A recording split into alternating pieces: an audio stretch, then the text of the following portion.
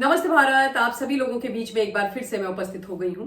तो निवेदन सबसे पहले मेरा वही कि प्लीज आप सब लोग इस वीडियो को लाइक कीजिएगा, अंत तक देखिएगा, शेयर कीजिएगा और साथ के साथ मेरे यानी आपके अपने चैनल ममता पेन्युली काले उवाच को सब्सक्राइब करते हुए बेल आइकन को प्लीज जरूर हिट कर दीजिएगा, ताकि जब भी मैं लाइव आऊं, कोई रील या वीडियो अपलोड करूं तो उसकी नोटिफिकेशन आप सभी लोगों को तुरंत से मिल जाए।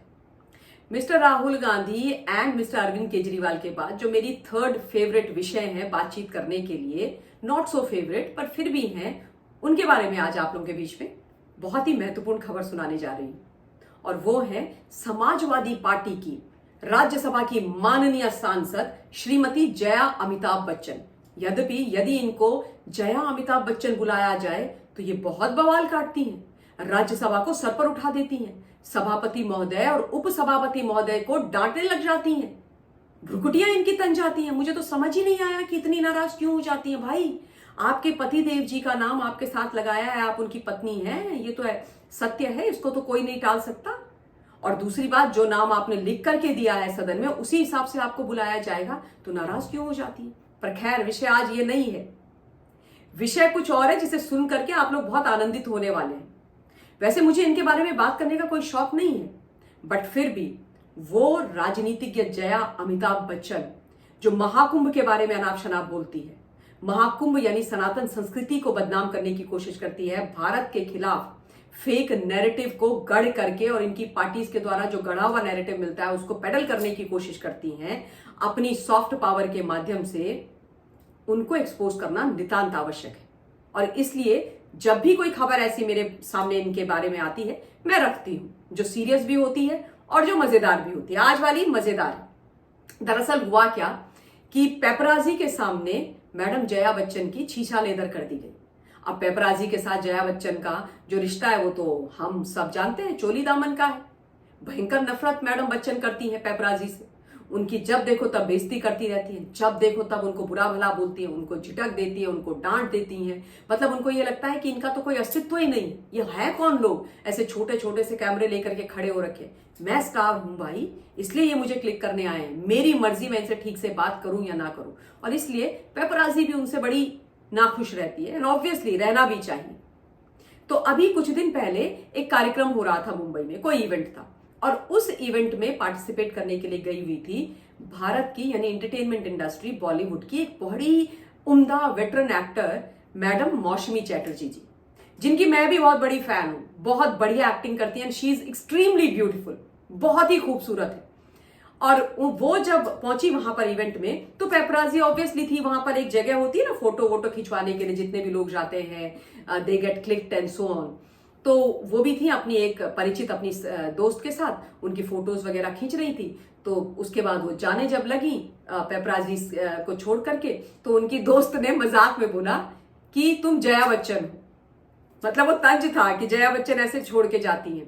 तो जैसे ही मौसमी जी ने ये सुना, she turn towards the paparazzi एंड पूरी आवाज में बोली, I am a much better person than Jaya Bachchan, कि मैं जया बच्चन से बहुत बढ़िया इंसान हूं, लेकिन मैं मौसमी जी को बोलना चाहती हूं कि you are 1000 time better person than Jaya Bachchan. Much नहीं मैडम, आप तो बहुत बहुत बहुत बहुत बहुत बहुत अच्छी हैं मैडम जया बच्चन से।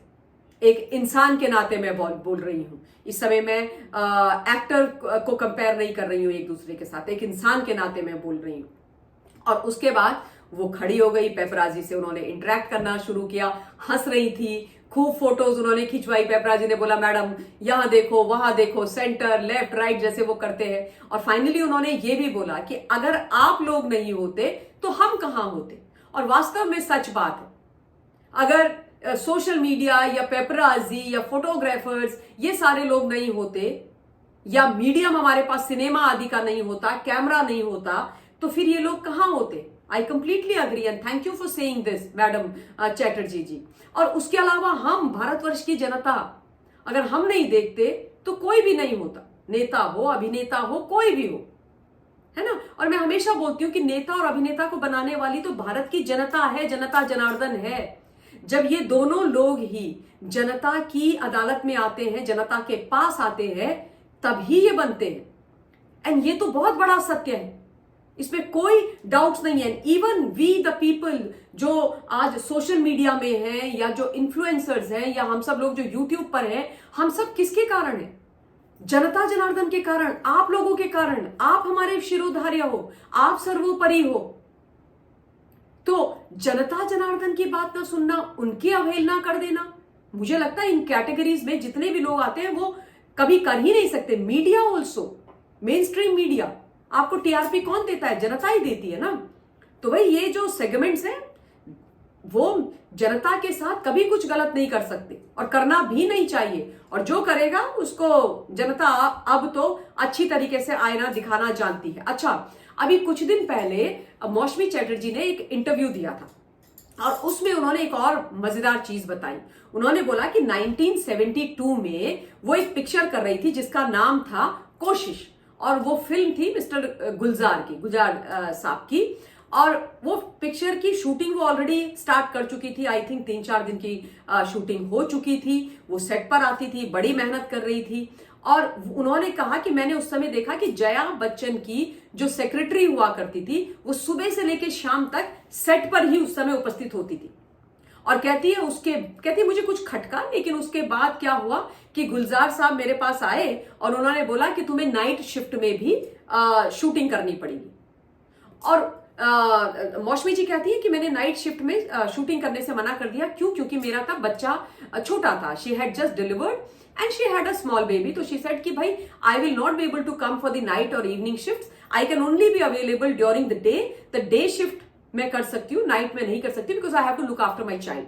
तो देन शी सेज कि गुलजार साहब ने बोला कि भाई then we have a lot of options, हमारे पास एक अदाकारा है जो एकदम तैयार है तुम्हें रिप्लेस करने के लिए। और श्योर शॉट चलती हुई शूटिंग से मौसमी चैटर्जी को रिप्लेस कर दिया गया और उसमें जया बच्चन जी को ले लिया गया। ठीक है, अब मौसमी जी का यही कहना है कि भाई सेक्रेटरी वहां पर आ रही थी तो खिचड़ी तो पकी रही थी ना, कुछ तो गड़बड़े दया नहीं था, सब कुछ ही गड़बड़ था। तो बकायदा वो प्लानिंग एंड प्लॉटिंग की गई कि कैसे मौसमी चैटर्जी जी को रिप्लेस किया जाए। तो मिस्टर गुलजार ने फिर क्या किया? उनको पता था कि उनकी बेटी छोटी है, उनका बच्चा छोटा है, वो रात में नहीं आ सकती, क्योंकि उनकी वो कंडीशन थी कि मैं रात में नहीं आ सकती। तो वही कंडीशन उनके सामने लगाती कि भाई तुम रात में आकर के शूटिंग करो, क्योंकि हमें तो रैप अप करना है, what ever. And he new कि मैं रात की शूटिंग के लिए जैसे ही बोलूंगा, रात के शिफ्ट में काम करने के लिए जैसे ही बोलूंगा, मौसमी मना कर देंगी और फिर मैं जया को ले लूंगा, जो जया चाह रही थी, जो अपने सेक्रेटरी को लगातार भेज रही थी। तो उन्होंने बोला कि ऐसे इन्होंने मेरा रोल छीना। तो सोचिए आप, मैडम जया बच्चन तब से एकदम तेज हैं, आज ही से नहीं है, तब से तेज है, दूसरे का हिस्सा खाना इनको आता है।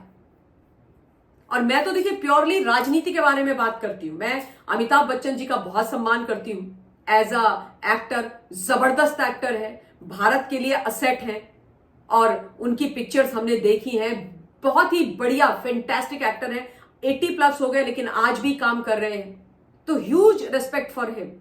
But when I talk about madam Jaya Bachchan, मैं ऐसे शब्द उनके लिए नहीं बोल सकती, चाहती हूं बोलना पर नहीं बोल सकती, क्योंकि राजनीतिज्ञ के तौर पर she is not acceptable to me at all. तो इंपॉर्टेंट खबर थी, आप लोगों के बीच में रखी है। इस वीडियो के लिए इतना ही, बहुत बहुत धन्यवाद। जय हिंद।